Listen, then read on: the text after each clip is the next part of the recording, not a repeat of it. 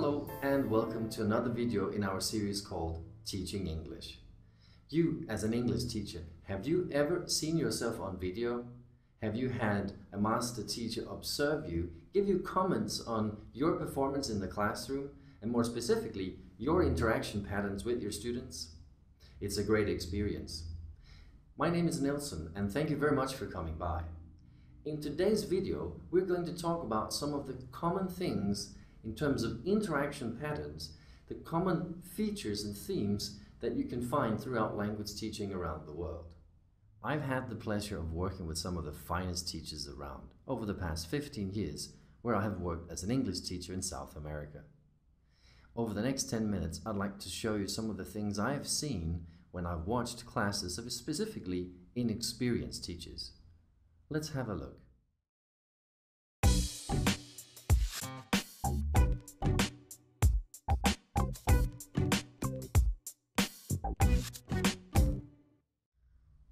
All right, Sean. So, how was your weekend? Okay, good. Thank you. And Maria, how was your weekend? Okay, thank you.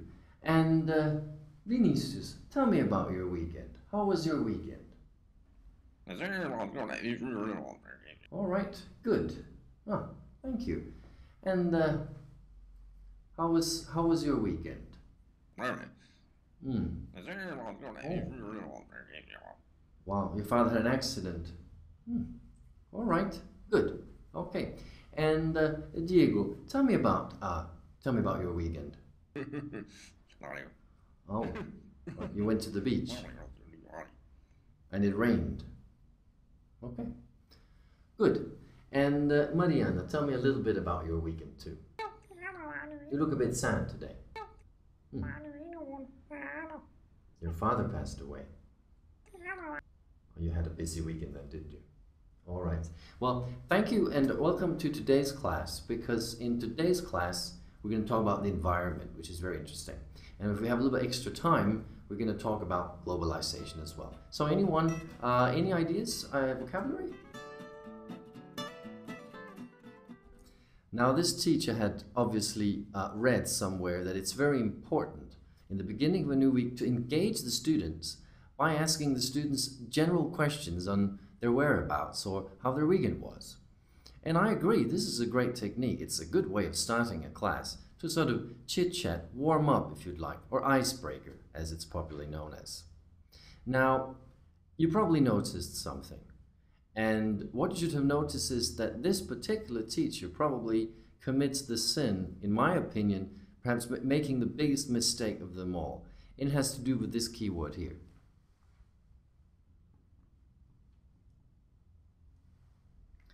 I've been asked several times about my opinion on what is the single most important characteristic that a good teacher should have. And in my opinion, it is the ability to listen. Now, if you notice the teacher's reaction, he was absolutely on autopilot. This teacher was not listening, was not paying attention, and was not interested. Now, there are basically two or let's say three problems of doing things this way. Most importantly, not listening to another human being is plain and simply rude. It's rude because other people constantly give you information, give you input on things you need to develop as a human being. So on a very basic level, a very rudimentary level, fundamentally, it's rude not listening to what other people have to say. Now secondly, and that has to do with the class itself. You are not there as a teacher to deliver your class on a silver platter, if you'd like. You're not going to give your students everything they need. You have your objectives as a teacher. There are things you'd like to achieve in class, but you need to mold your class, define your class on how the students respond. How will you ever know that if you're not listening to the students? And thirdly, it's just not very practical. If you want to engage students, you need to do this. You really need to listen to your students, because it's through this activity that you will know in which direction you should take your class.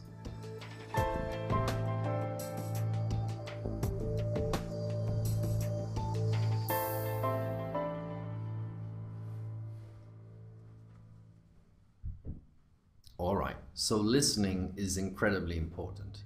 Now let's have a look at profile number 2. Now, of all the years I've had the pleasure of working with teaching, I've seen this phenomenon so frequently that I've asked myself, could it really be a good thing to do this in the classroom? Well, I think in certain situations it is, but not always. Let's have a look. Okay, Mariana, so tell me again about last Monday. What did you do last Monday? All right. Okay, so you went to the mall. Went to the mall, yes.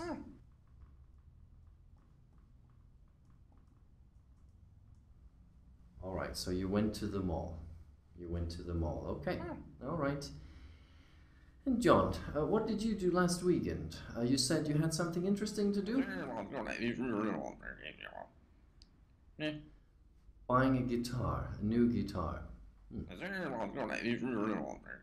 Right, okay, so you bought a guitar, okay. Bought a guitar. He bought a guitar, yeah. He bought a guitar. So what did you do again? Yeah. You bought a guitar. Okay, very good. And I remember you told me that you had to do something really interesting and has to do with weddings, hasn't it? So, Sylvia, tell me again, what did you do? What did you do? Right. No, let's... I went... Yeah. To... Yeah, a wedding, yeah.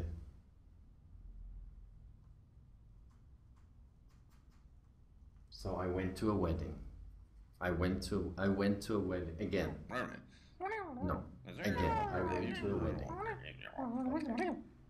Good. All right. This particular teacher profile believes that we, through echo, can reinforce the structure that we're looking for. And echo is a tool that you can use from time to time, really to stress something. The question, of course, is every time we do that, every time we echo what the student says, we pay a price. Have you thought about that before? Well, the fact is we pay a price. It's a high price. It's a high price because every single echo, we move away from one of sort of the holy grails of language teaching. If you could unite a great number of English teachers, preferably experienced English teachers, and you ask them, what is it really we're trying to achieve in the classroom? I bet that many would say we're trying to achieve genuine language, genuine communication. And echo simply isn't genuine communication. Have you ever talked to a friend in the mall? You just, you ran into one another, and then he says, oh, I went to the store. Oh, you went to the store. And, oh, you bought jeans. Yeah. And then you had lunch in the food court. And you had rice and beans. It's not very likely to happen. Thank God, I would say. So echo is a bit of a problem. Now, there are highs and lows in this particular performance by this teacher. He does something very good. He does remember certain elements. For example, that one of the students had been to a wedding. Integrating students' personal lives is always a good thing in class. It makes students feel motivated, part of something bigger. And we know that motivated students learn faster and more efficiently. So that was a good thing. But the language was very artificial, and it was just not something that would generate what we really want, genuine language. Funnily enough, you frequently see teachers chat with students before class, outside the classroom. And they talk about sports, technology, the new smartphones, they compare iOS with Android, they do a number of different things. And they're all very good. And as soon as the teacher enters the classroom, he begins to talk to students this way. I'm not exactly sure why this happens, but it's something to think about. Beware of the echo.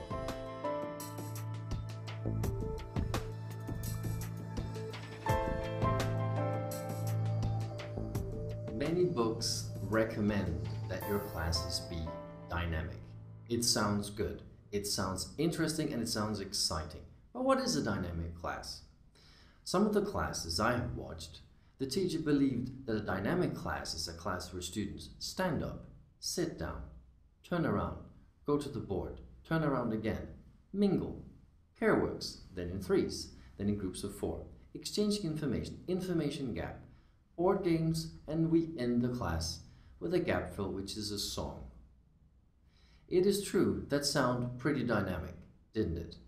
But dynamic class is not necessarily about the number of activities you can stuff into 60 minutes or 70 minutes or 90 minutes or whatever your format is where you teach English. A dynamic class can be more subtle. It can be the teacher slowing down. It can be the teacher moving a little bit forward. Look the student in the eyes, saying something profound. And then suddenly change, move back, write faster, talk faster. It can be a number of different things. So remember that when you think of dynamic elements in the classroom, it's an instrument with 88 keys. You don't just have one octave to play on. So try to keep that in mind. The following little video piece, we're going to see a teacher setting the class a task. And it seems he's doing a good job, but there's something I think he could do better. Let's have a look. All right. You should now have a list of places written down that you would really, really like to live, and you would have the list as well of places you don't want to live. Do you have those lists ready? Okay. Now, I'm going to ask you to do the following. I'm going to ask you to compare your lists, all right, and then compare for similarities and differences. I'm going to ask you to do the same, okay? You two, and I'm going to ask you two to work together, and finally you two over here. And so, what do we have to do again? Yeah? That's right. So, you compare your two lists of places you would really like to live and places you really don't want to live, and then we compare similarities and differences. All right? Okay. You have 3 minutes. Go ahead.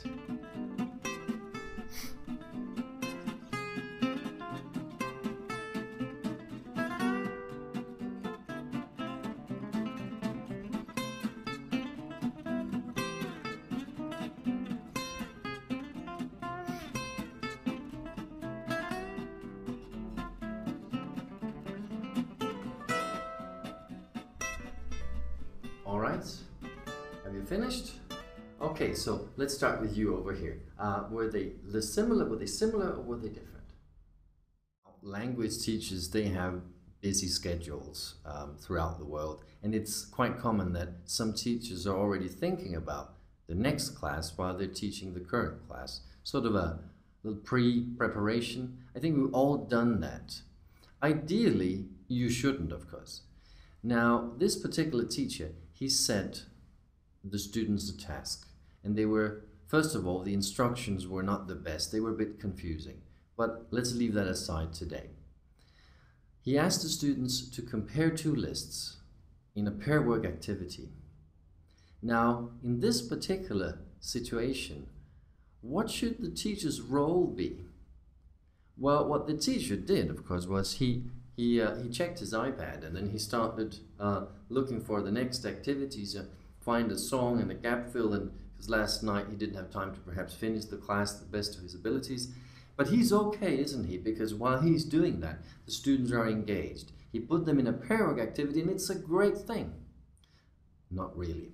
Because when students compare and do tasks, it's a great opportunity for the teacher to build strong relationships with the students and to monitor. How do we do that? Well, it's very simple. While students are discussing things, we move a little bit closer to the students. We give a comment, an idea. You do that key thing which is so important as a teacher. You facilitate. That's one of your most important roles in the classroom. You facilitate the learning process. So you can play the devil's advocate too. So you go over here, comment here and there, you listen, take note to their production. Because why would you ask students to compare anything in the first place? You're probably practicing, perhaps, adjectives, comparison, superlatives at pre-intermediate levels. So you're there to take notes to see how is it going. The rules that you taught last class about short adjectives, long adjectives, are they able to actually compare correctly? You go over here, you give them another comment, and over here. So you get closer. You show from a pure psychological perspective you're interested. And that's an important thing again, because every time you as a teacher show interest, the students feel better in class. They feel motivated. And motivation has been shown over and over again to be one of the fundamental parts of increasing the efficiency of learning in the classroom. More importantly, while you take notes, you build a list or database of information that you're going to work on.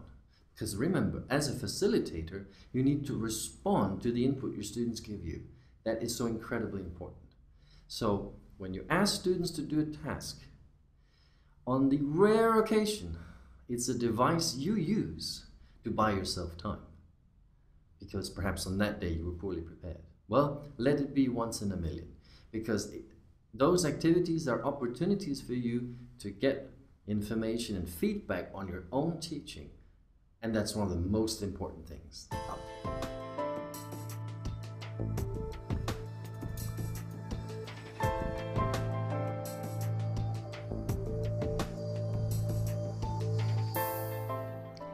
Do you like to talk as a teacher?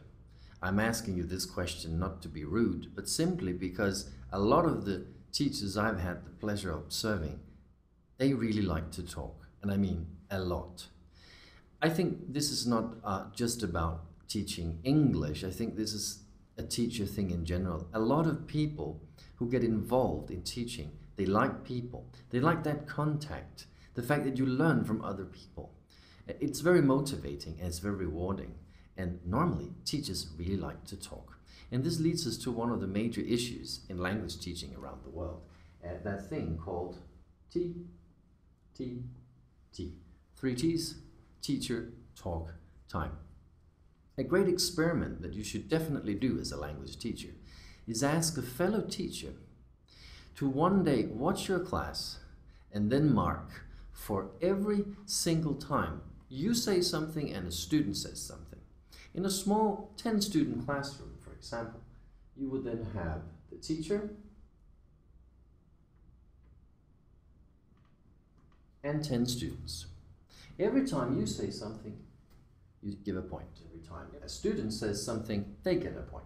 Now, this is going to reveal a lot about your class.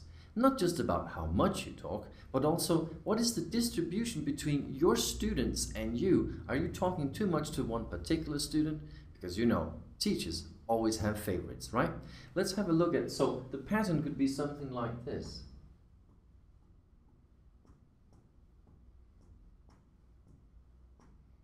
So after some time, you will notice that actually you're talking too much. And not only are you talking too much, you're giving too much attention to these 3 students. And down here, very little attention given. You didn't really serve the interests of all the students. Not so good. What does this actually look like? Let's have a look at another clip. Okay guys, so we were talking about the advantages and disadvantages of living in the countryside and in cities. Now, for myself, I really think I prefer living in the city because I love Japanese food. And in the countryside, you just can't find that. It's kind of a problem. So I was wondering, Sally, can you tell me a bit about your preference? Do you prefer the countryside or do you prefer living in the city? Because as I said, I really do prefer, you know, the city and all the things. And so how about you?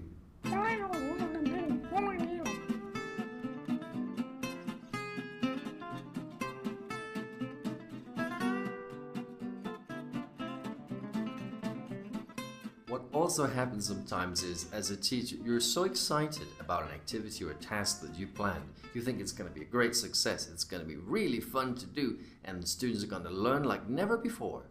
So you introduce it by saying, okay, now we're going to do a really exciting task. Are you ready? This activity is really interesting.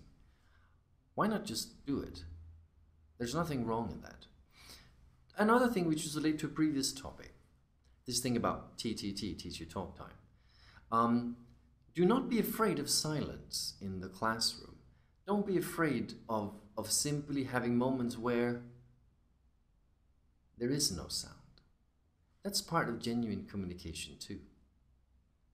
It is true that in modern life, when you enter the classroom and you say hi to your students, you may not have done so, but your students have already text messages to their girlfriends. They posted on Twitter and Facebook. They found something pretty cool in Tumblr. They send a mail to grandma. They're back on Facebook again. They check the nudes on the tablet. They check the mobile phone.